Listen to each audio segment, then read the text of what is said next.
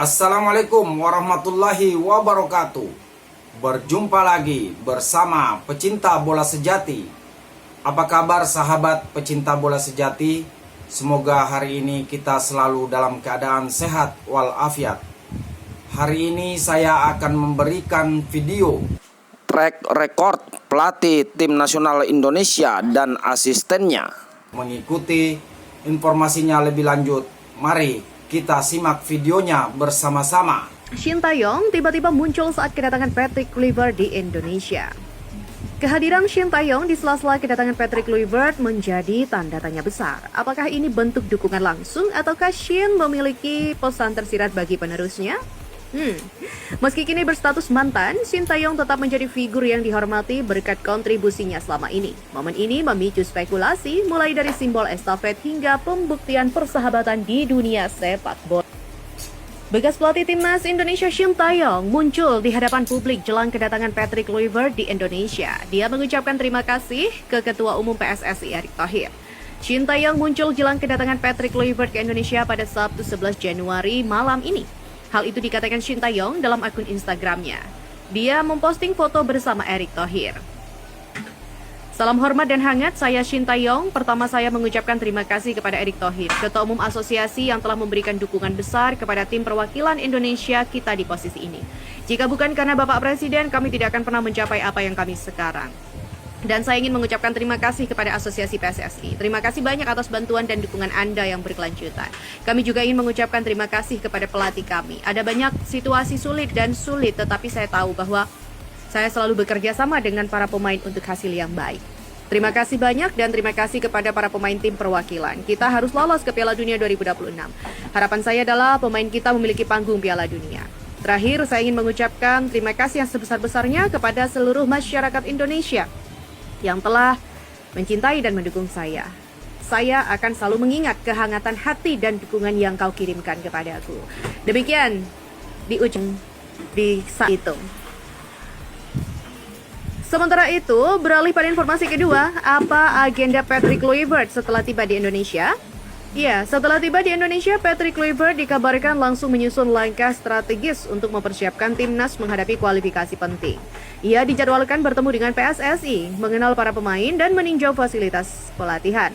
Tidak hanya itu, Kluivert juga mengadakan konferensi pers untuk menyampaikan visinya ke depan. Langkah-langkah ini menunjukkan keseriusannya dalam membangun timnas Indonesia yang lebih solid dan juga pelatih baru timnas Indonesia Patrick Kluivert akan menjalani agenda yang cukup padat usai tiba di Bandara Soekarno-Hatta, Tangerang, Sabtu 11 Januari. Ketua Umum PSSI Erick Thohir menyatakan rencana kegiatan Kluivert dalam konferensi pers Senin 6 Januari bertepatan dengan pemecatan Shin Tae-yong. Erick juga menyebut ada agenda perkenalan ke khalayak ramai setelah pertemuan mantan pemain Ajax, AC Milan, dan Barcelona itu dengan penggawa-penggawa timnas Indonesia yang bermain di klub-klub Liga 1. Tidak berhenti di situ, Kluivert akan diajak bertemu anggota Komite Eksekutif PSSI, Menpora, dan juga mengunjungi fasilitas yang biasa digunakan timnas Indonesia. Lalu agenda yang kita lakukan Minggu sama Senin meliputi pertemuan dengan Exco, Kemenpora, kunjungan ke fasilitas, dan lain-lain. Demikian dikatakan oleh Erick Thohir. Dan next, Patrick Kluivert dan Alex Pastoor, duo menir Belanda yang saling melengkapi. Sebagai pelatih kepala, Kluivert akan bekerja sama dengan Alex Pastoor. Sosok asisten pelatih yang dikenal memiliki pendekatan taktis ini berkolaborasi dan mereka diprediksi menjadi kombinasi sempurna. Dengan Kluivert berfokus pada pengembangan strategi yang begitu ofensif dan Pastoor memberikan sentuhan taktis yang begitu matang. Kehadiran dua menir Belanda ini memberikan harapan besar bagi timnas Indonesia untuk tampil lebih agresif dan juga meskipun masih ada yang mempertanyakan kurikulum vitae atau CV sebagai pelatih, namun bukan berarti dia bakal gagal membawa timnas Indonesia terbang tinggi. Hal itulah yang disampaikan pengamat sepak bola tanah air Haris Pardede atau Bung Harpa. Ia menuturkan secara CV Kluivert memang tidak mentereng, namun tidak ada jaminan kalau pelatih yang tidak bagus bakal gagal. Bung Harpa juga memberikan contoh Jose Mourinho. Awalnya ia hanya translator di eranya Louis van Gaal dan Bobby Robson.